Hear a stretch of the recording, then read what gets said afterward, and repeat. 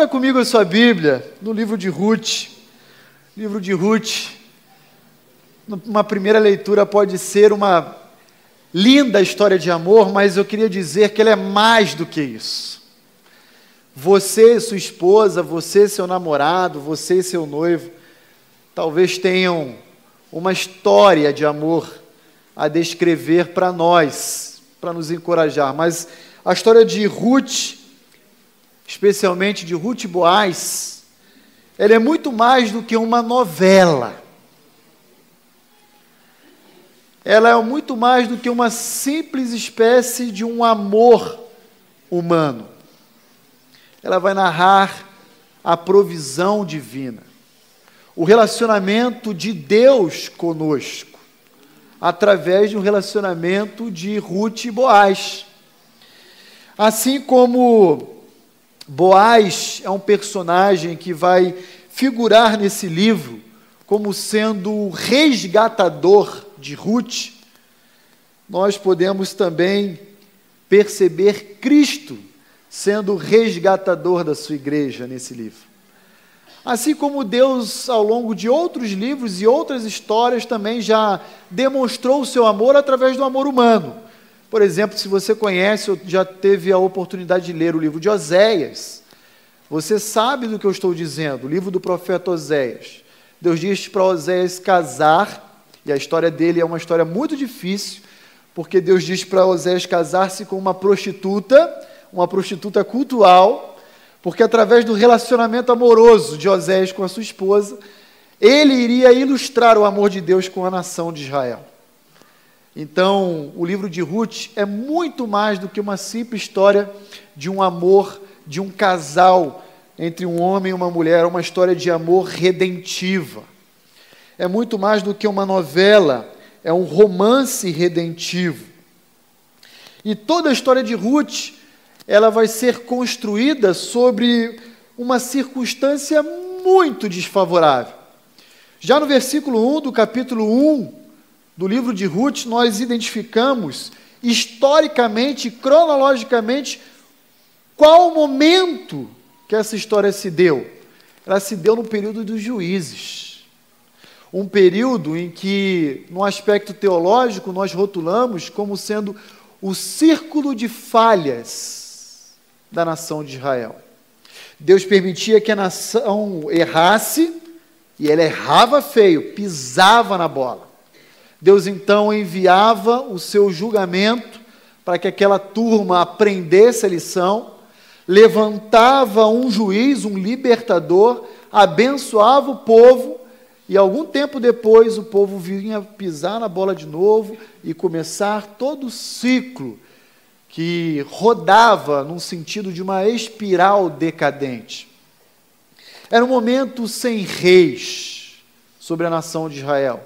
Era um momento sem referencial ético, sem uma pessoa que pudesse ser o parâmetro para a nação de Israel. Era um momento de grande e densas trevas, perturbação profunda e juízo de Deus sobre o povo.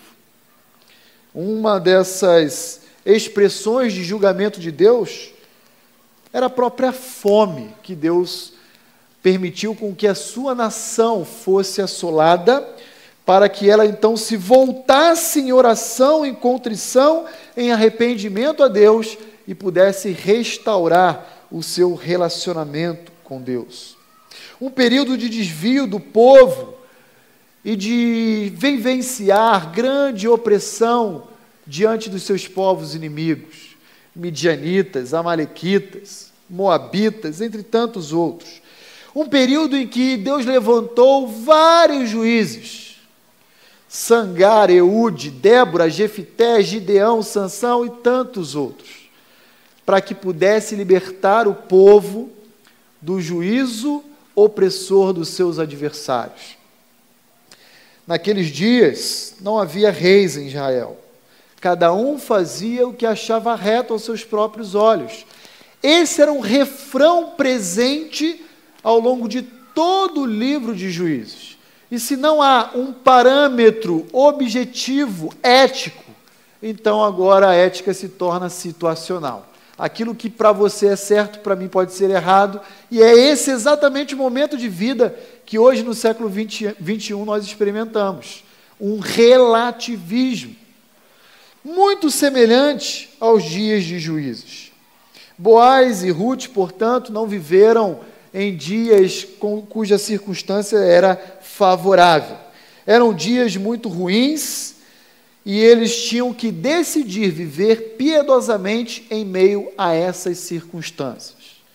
E cultivar um estilo de vida piedoso não é para qualquer um, especialmente no mundo em que vivemos. Sempre foi registrado nas Escrituras um estilo de vida da minoria. É literalmente remar contra a maré, viver na contramão do sistema. E o livro de Ruth vai nos encorajar, então, a vivermos essa realidade, dizendo que sim, é possível nós permanecermos santos, firmes e retos diante de Deus em meio a uma situação caótica. É possível, sim, vivermos dias na presença de Deus em meio a momentos de crise ética, política, financeira, econômica e social. É possível, sim, vivermos de uma forma reta. O livro de Ruth também tem uma característica muito interessante. Juntamente com o livro de Esther e o livro de Eclesiastes, na cultura hebraica eles eram anualmente recitados ou declamados. Esther sempre era declamado, o livro de Esther, em uma festa tradicional judaica chamada Festa do Purim. O livro de Eclesiastes, por sua vez, ele era recitado, declamado, lembrado diante de toda a congregação dos judeus, sempre na festa dos tabernáculos. E o livro de Ruth, na festa dos Pentecostes. Quero convidar você, então, a abrir comigo a sua Bíblia no livro de Ruth, capítulo 1. Hoje nós iremos nos ater apenas aos versos 1 a 5 desse livro, apenas a introdução da história de Ruth, e nós veremos na temática de hoje, nesses versículos iniciais, como o homem tenta fugir dos seus problemas. Isso não é novo na face da terra, e nós vamos observar como uma família hebraica, ou hebreia, judaica, como eles tentaram contornar o problema que eles tinham que enfrentar. Diz assim, então, o texto das Escrituras: nos dias em que julgavam os juízes, houve fome na terra,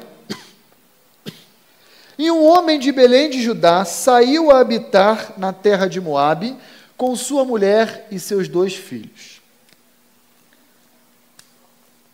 Este homem se chamava Elimeleque, e sua mulher Noemi. Os filhos se chamavam Malom e Quilion, efrateus de Belém de Judá. Vieram à terra de Moabe e ficaram ali. Morreu Elimeleque, marido de Noemi, e ela ficou com seus 2 filhos, os quais casaram com mulheres moabitas. Era o nome de uma, Orfa, e o nome da outra, Ruth. E ficaram ali quase 10 anos. Morreram também ambos, Malom e Quilion, ficando assim a mulher desamparada dos seus 2 filhos e do seu marido.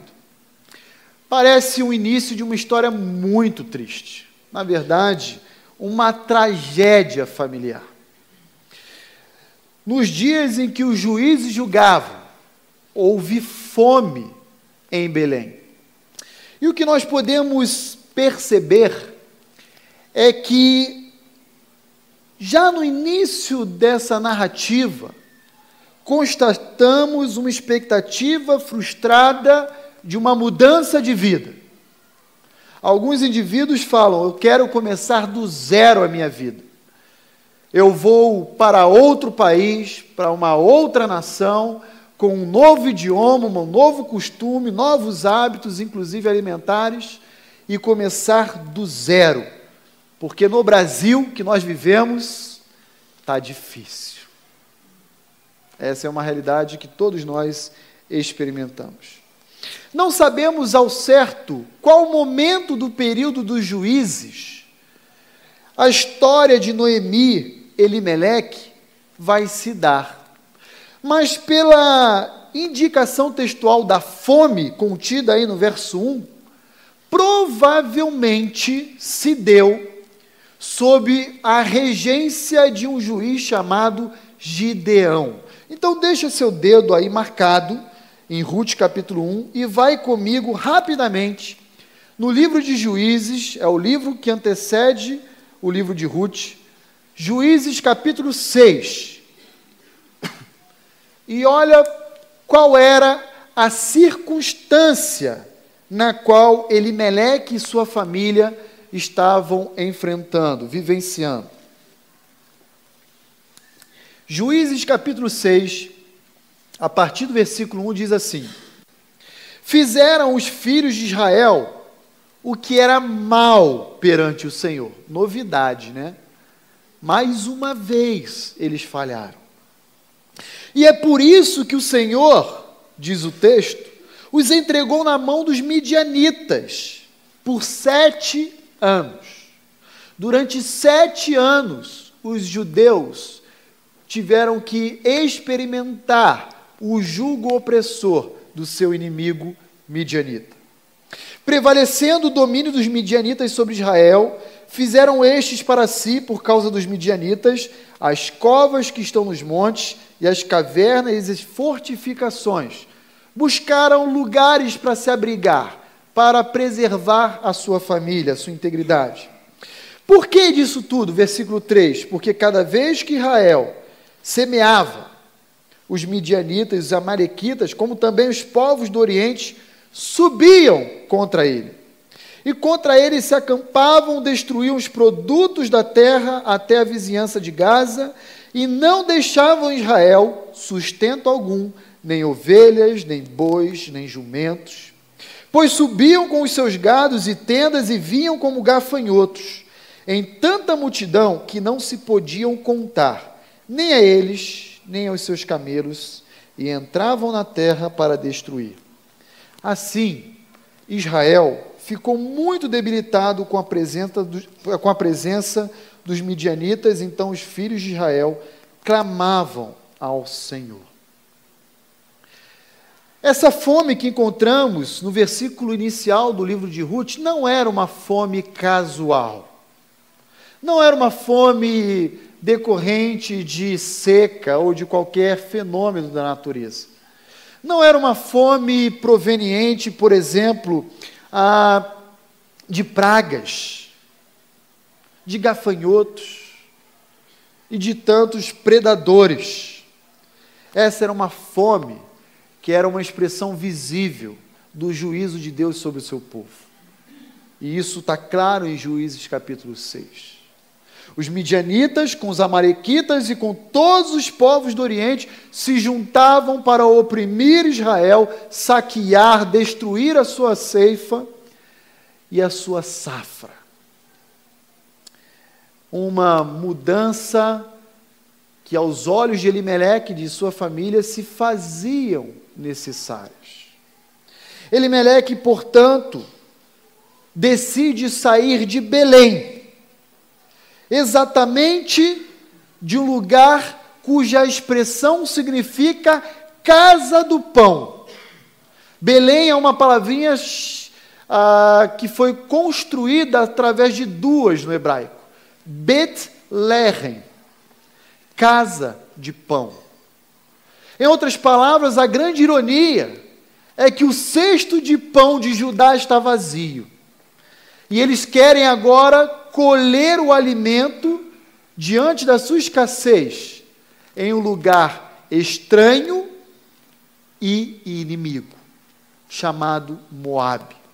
Mais ou menos 80 quilômetros de distância de Belém. Só que Moabe já tinha sido um inimigo descrito em Juízes capítulo 3, a ponto de oprimir o povo de Israel durante 18 anos. Se os midianitas lá em Juízes 6 falam que oprimiram durante 7, os moabitas oprimiram os judeus durante 18 anos, e você pode encontrar essa verdade em Juízes capítulo 3. Mas o desespero foi tamanho, que aquela família decidiu sair de Belém de Efrata, de Belém de Judá, da casa do pão, para buscar alimento na lata do lixo. Literalmente, a lata do lixo. Essa é a expressão que o salmista, no Salmo 60, usa para a terra de Moabe. Essa é a expressão que outros autores usam para se referir aos moabitas e à região de Moabe. Talvez você saiba como os moabitas surgiram, e desde a sua origem já foi uma origem um tanto maculada. Só para recordá-los, a descrição contida no livro de Gênesis, os moabitas surgiram a partir de uma relação incestuosa de Ló com a sua filha primogênita. Lembram disso? E a sua descendência deu origem aos moabitas. Era uma turma pagã, uma turma que não tinha quaisquer compromissos com o Deus de Israel. Havia na cultura religiosa dos moabitas a adoração a um Deus chamado Quemos. E a prestação de culto a esse Deus moabita exigia sacrifício infantil. Era esse nível de cidadãos que Elimeleque levou a sua família para conviver diariamente, no desespero da escassez do seu alimento. Mas nós sabemos, como Elimeleque bem sabia, que na verdade ele estava tentando era fugir de um problema.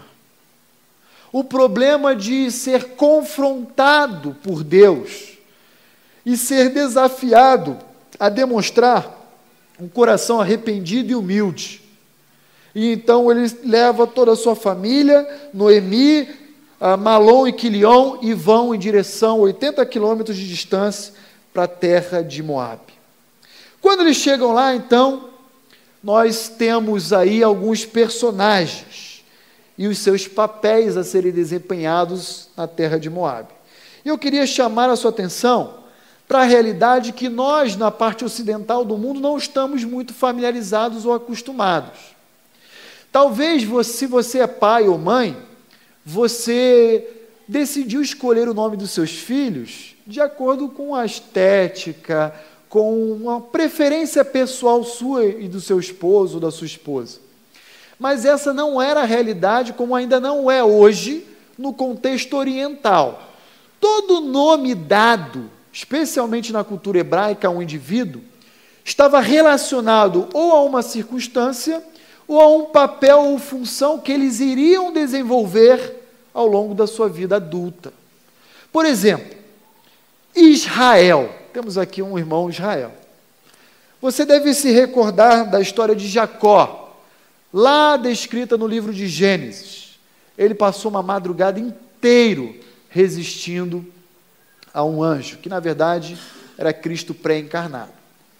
E ao amanhecer, então, aquele anjo nomeia Jacó, atribuindo outro nome a ele, dizendo: olha, agora você será chamado de Israel. O que significa Israel? O homem que luta com Deus. Se você for um pouco mais adiante, depois de Gênesis, em Êxodo, já na abertura do livro, você vai ver que uma mamãe chamada Joquebede coloca um bebezinho num cesto, no rio, e a filha de Faraó o recolhe e o adota como filho. E por tirar aquela criança das águas, deu-se o nome àquela criança de Moisés, porque das águas eu o tirei. E nós poderíamos ir com muitos outros personagens. Por exemplo, Abraão. Tu não serás mais chamado de Abrão, mas de Abraão, porque a partir de agora, através da aliança que eu estabeleço contigo, tu serás o pai de muita gente, de uma multidão. Nós, normalmente, mal sabemos o significado dos nossos nomes. Eu tive a curiosidade de pesquisar o significado do meu nome antes de vir para essa pregação. Porque até então eu não sabia. Eu sei quem me deu o meu nome foi meu pai. Mas você, não ri de mim não, sabe o significado do seu nome? Talvez a minoria vai saber. Porque nós não temos o hábito ou a cultura de dar nome aos nossos filhos de acordo com aquilo que eles vão desempenhar ou por uma circunstância temporal. Mas eu descobri que Roni procede de Ronaldo, olha aí, cuja origem é hebraica, Roni, Ronaldo é escocesa, eu procurei, e significa aquele que governa com bons conselhos. Encheu a bola, hein? Doutor Google, encheu a bola. Mas Ronaldo também é isso, viu? Governa com bons conselhos. E eu fiquei feliz, né? Porque vai que é uma coisa ruim, né? Eu teria que me ver obrigado a compartilhar também com os irmãos isso. Mas qual é a segunda grande ironia? A primeira foi que a casa do pão não tinha pão. E eles foram buscar na lata do lixo, em Moabe, o seu alimento para a subsistência. A segunda grande ironia é que esses judeus não viveram conforme o nome que eles possuíam. Olha só, Elimeleque. Elimeleque significa, meu Deus é rei. Mas, infelizmente, Elimeleque não agiu conforme o seu nome significava. Ele preferiu abandonar a sua terra, juntamente com a sua família, rejeitar o seu próprio povo, a adoração comunitária a Deus que acontecia em Belém, para viver numa terra estrangeira, no inimigo do povo de Deus, no meio do paganismo, pensando que assim conseguiria dar um jeitinho no juízo de Deus. Eu já vi essa história. Jonas é um outro que tentou fugir do julgamento divino. E não deu certo. E eu queria lembrar que todas as vezes que tentamos ser orgulhosos, não nos retratarmos dos nossos pecados, Papai do céu pesa a mão em nós. E por que ele faz isso? Porque ele nos ama. Hebreus capítulo 12 diz isso. Ele corrige a quem ama.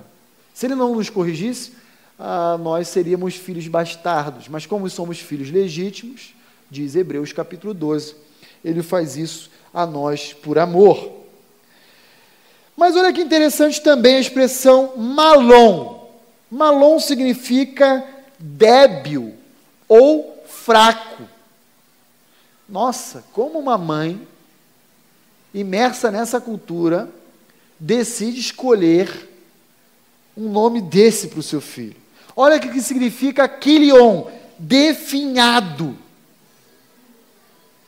Gente, não é à toa que Noemi, em um determinado momento do livro, ela vai se chamar de Mara, porque ela está amargurada.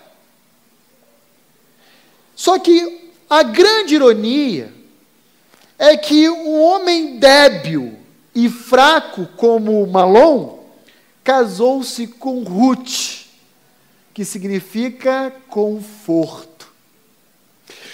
Um homem definhado como Quilion casou-se com Orfa, que significa forte, resistente, obstinada.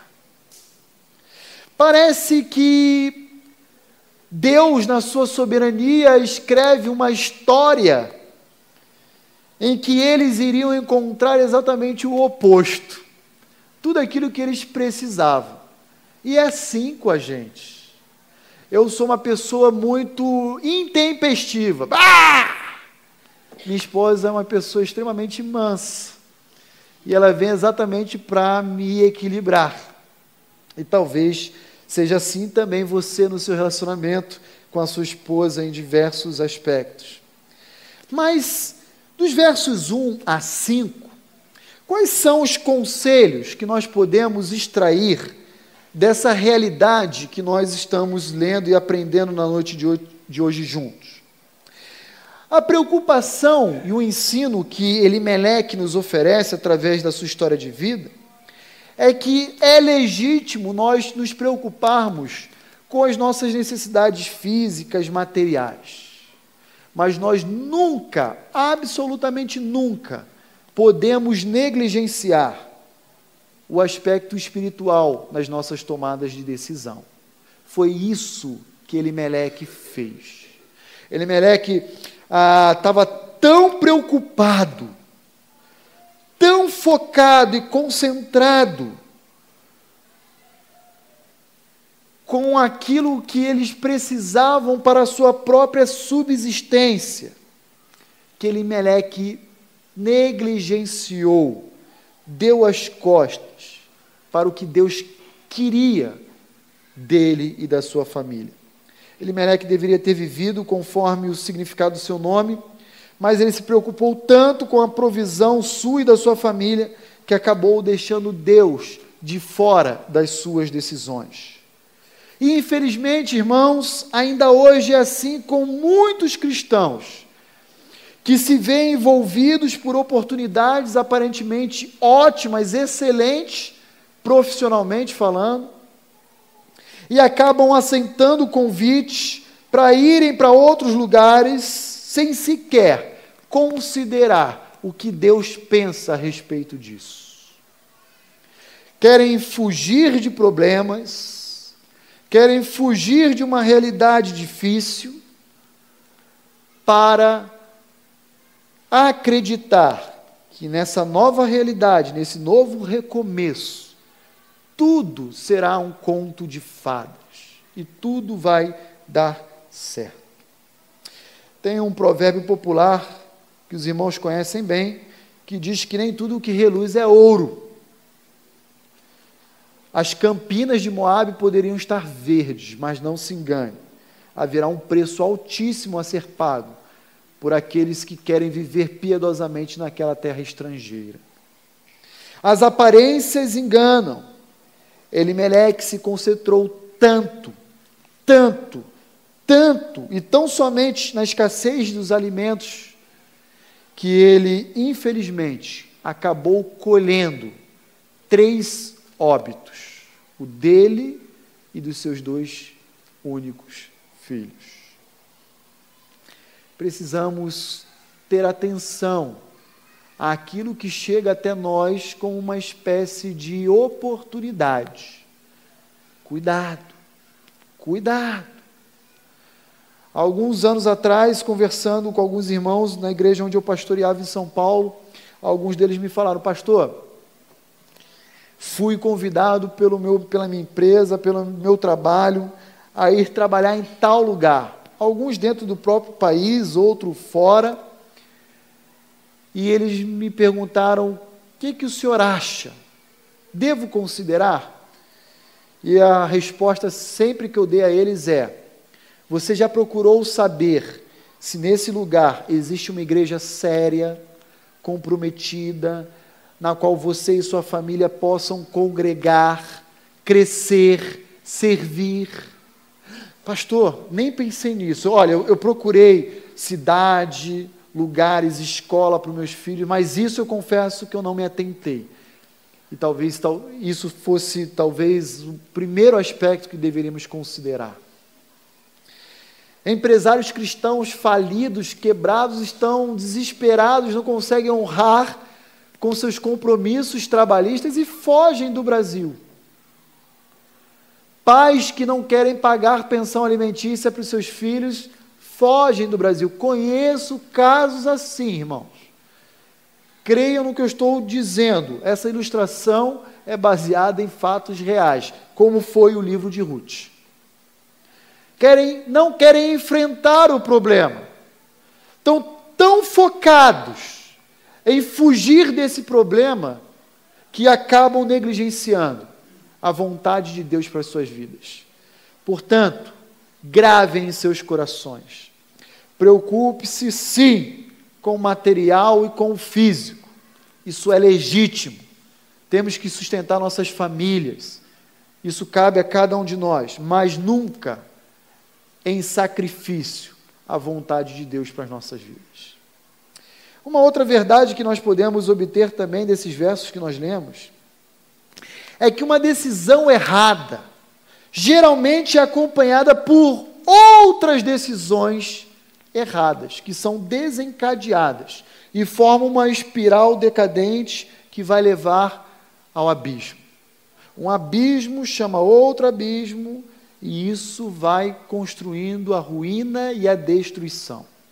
A decisão errada de Elimeleque em deixar a casa do pão, Belém de Judá, em ir morar com a sua família em Moabe, a lata do lixo, deixou de legado para os seus filhos casamentos em julgo desigual, proibidos pela Torá.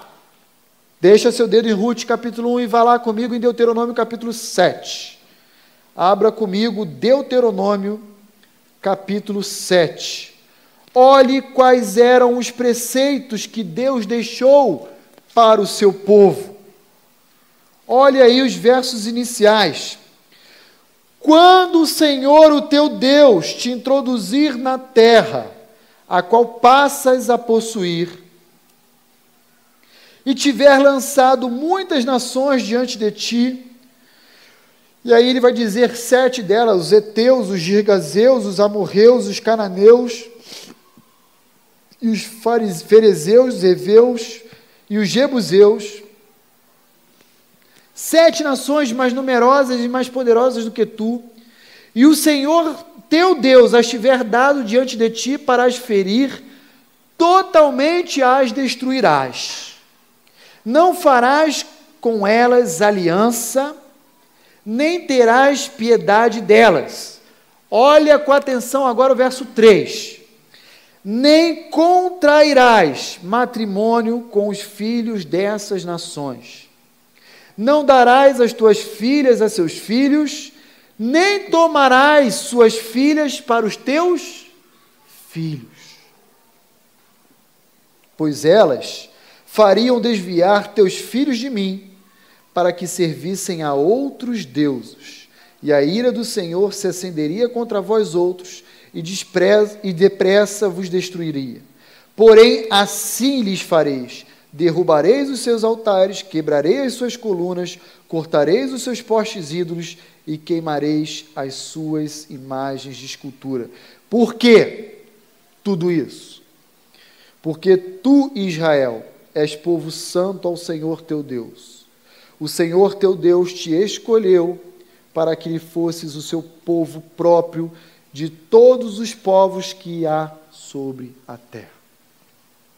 Uma decisão errada chama decisões erradas. Uma decisão certa atrai decisões corretas. A ida de Elimeleque com a sua família para Moabe aparentemente era legítimo. Talvez aquela coisa, eu vou para ali, só para passar um tempo, quando a fome acabar eu volto. Só que aí quando você olha o versículo 4, essa ida rápida durou 10 anos, próximo a 10 anos. Quando Elimeleque leva a sua família a Moabe, a lata de lixo da época, necessariamente, inevitavelmente, Elimeleque está expondo a sua esposa e seus 2 filhos ao convívio pagão daquele povo. E com o passar do tempo, o que aconteceu é que seus 2 filhos acabaram quebrando, desrespeitando a lei de Deus, prevista, por exemplo, em Deuteronômio 7, mas em tantas outras passagens, ao casarem-se em julgo desigual, algo que já havia sido reprovado por Deus ao seu povo. Uma decisão errada chama decisões erradas. Às vezes pela mesma pessoa, às vezes por aquelas outras pessoas que participam do seu círculo de convivência. E por último, mas não menos importante, um outro conselho que o livro de Ruth nos oferece. É preferível experimentar a fome dentro da vontade de Deus do que se arriscar em busca de uma abundância aparente fora da vontade de Deus. Noemi experimentou na pele essa verdade, perdendo seu marido e seus únicos 2 filhos, ficando desamparada na vida, como viúva. Mas, felizmente, o nosso Deus, Ele é um Deus do recomeço. Felizmente, o nosso Deus é aquele que transforma o caos em ordem. Felizmente, o nosso Deus, Ele é expert em transformar a lata de lixo de Moabe em um cesto de pão farto. E Ele o fez com Noemi, e Ele ainda faz isso hoje na vida da raça humana, com todos os homens. Mas para que isso aconteça, antes de tudo, nós aprendemos nas Escrituras que é necessário arrependimento. Para que esse recomeço ofertado por Deus, para cada um de nós, de fato seja apropriado em nossas vidas, é necessário uma atitude humilde, um coração contrito, capaz de iniciar a trilha de retorno em direção à sua casa. Foi assim na história do filho pródigo, e é assim que o Pai sempre estará disposto a nos receber em sua casa, quando saímos em desobediência a Ele. Eu não conheço a história de vida de cada um de vocês, mas talvez entre nós hajam pessoas que estejam caminhando em percursos arriscados, pedregosos, que estão caminhando em direção à destruição, e sabe disso. Mas o seu coração orgulhoso não permite reconhecer isso. Eu quero dizer a você que o Deus a quem nós servimos, a Igreja Batista Vida Nova serve, Ele é um Deus que a todo tempo nos oferta um recomeço. Ele nos permite voltar atrás e nos recebe como o pai do filho pródigo recebeu o seu filho, novamente em seus braços, em acolhimento e em amor.